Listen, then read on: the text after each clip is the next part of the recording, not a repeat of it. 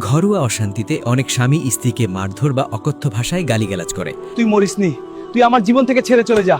তার মরণ হয়নি, তুই কেন আমায় বিয়ে করলি, আমার জীবনে এলি? নবীজির আদর্শ কি ছিল?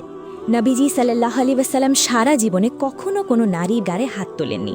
তিনি বলেছেন, তোমাদের মধ্যে সেই ব্যক্তি শ্রেষ্ঠ যে তার স্ত্রী কাছে শ্রেষ্ঠ। তিরমিজি। তিনি আয়েশা রাদিয়াল্লাহুর সাথে দৌড় প্রতিযোগিতা করতেন এবং ভালোবেসে তাকে হুমায়রা বলে ডাকতেন। 3টি শিক্ষা। সহযোগিতা। নবীজি সাল্লাল্লাহু আলাইহি ওয়াসাল্লাম নিজের জুতো নিজে সেলাই করতেন এবং ঘরের কাজে স্ত্রীদের সাহায্য করতেন। আপনি কেন পারবেন না? ক্ষমা। স্ত্রী মানুষ, ফেরেশতা নয়। তার ছোট ভুলগুলো বড় করে না দেখে মায়া দিয়ে সংশোধন করুন। অধিকার। স্ত্রী আপনার কেনা গোলাম নয়, সে আপনার অর্ধাঙ্গিনী এবং আল্লাহ দেওয়া আমানত। আবেগমোহন হুক। যে মেয়েটি নিজের মা বাবা ঘর বাড়ি সব ছেড়ে আপনার উপর ভরসা করে এসেছে, তার চোখের জল কি আল্লাহর আরশকে কাঁপিয়ে দেবে না? তাকে সম্মান দিন, আল্লাহ আপনাকে বরকত দেবেন।